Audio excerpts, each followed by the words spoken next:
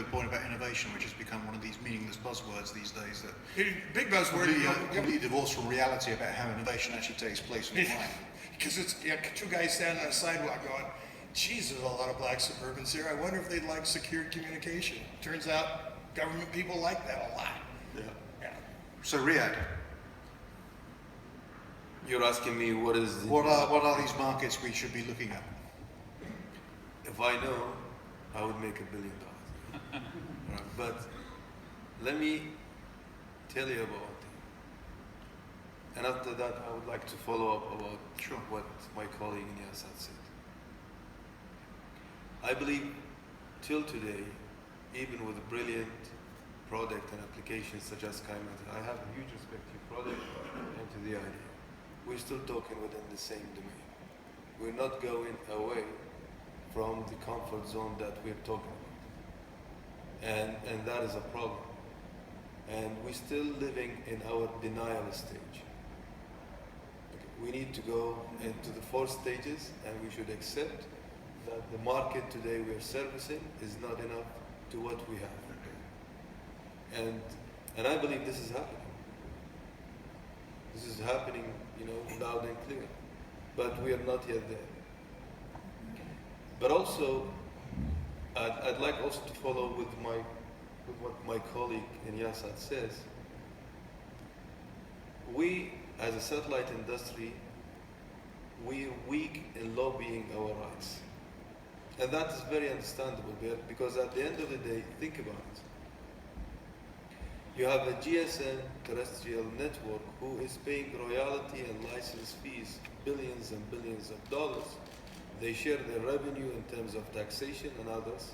They offer employment, and they contribute positively to the market. It's not only about money, but it's also, this is one element.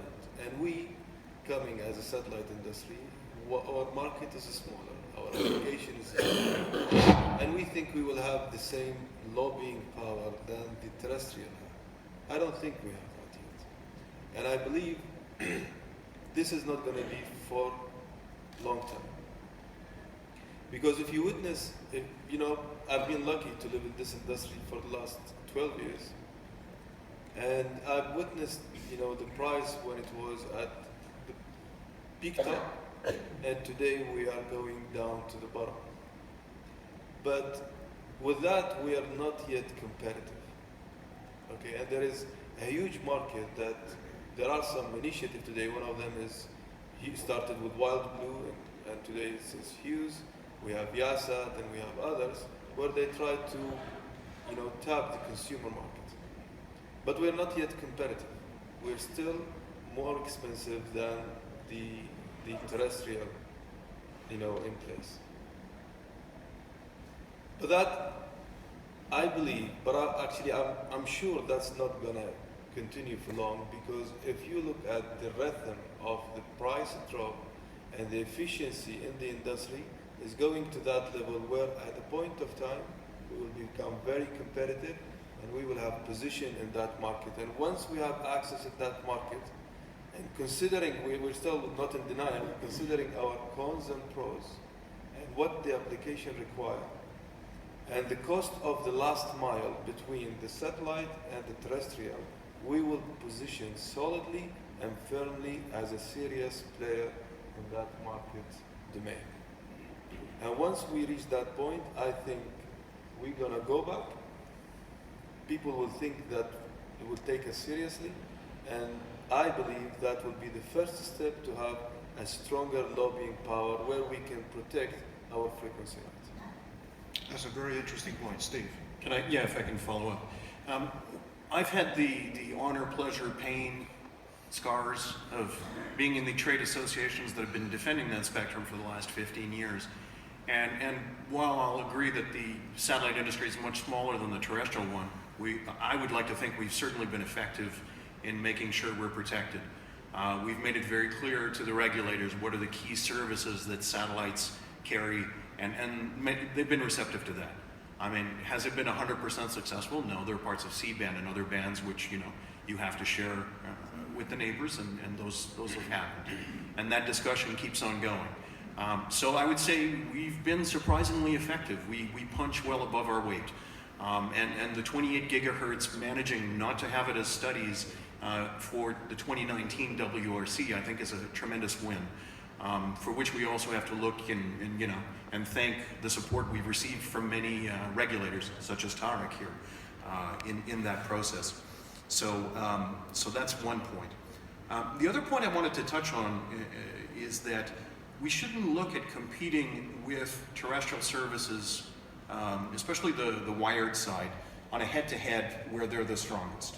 Of course, they're going to have, I think, a more cost-effective solution on a bit-per-bit basis in urban areas where they can deploy wired solutions. But I think we have our market where we hold firm. If you look at rural areas, underserved areas, the cost of deploying that infrastructure there is prohibitive, and we're geographically independent. So yes, there are places where they're most cost effective, and then there are places where we're most cost effective. And I think you have to keep that in mind. It's really an apples to apples comparison you have to make. If you go to those rural areas, no, it doesn't make sense to trench in, half a kilometer worth of fiber just for one customer at the end of that line. It makes more sense to have a satellite solution. Now, the challenge to make that happen, and the obstacle we often face, is to make sure we get fair treatment.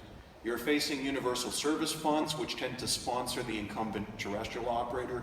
You have, regulatory rules, a variety of other rules, which don't provide a level playing field. But I think if we get a fair chance, we're a pretty good offering. We do good things in the markets where we have that play to our strength. Okay, that's a good point. And just as you're casting light on this issue, the light, of course, has blown out. But Tarek, apparently you're the father of many children, and I'm sure you love them all equally.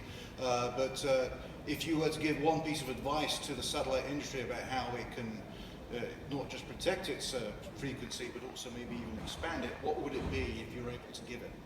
Well, I've been hearing this one, and I was trying to see what words that I have to select it, because whatever that I'm going to say it is, maybe it will be for the other side, or maybe thinking that I'm the other side. Let's ask this question before. Why many countries favor of terrestrial over satellite? Especially I'm talking spectrum. If we know that one, then we will know why in the kind of ITU or others that people going through satellite or spectrum find more.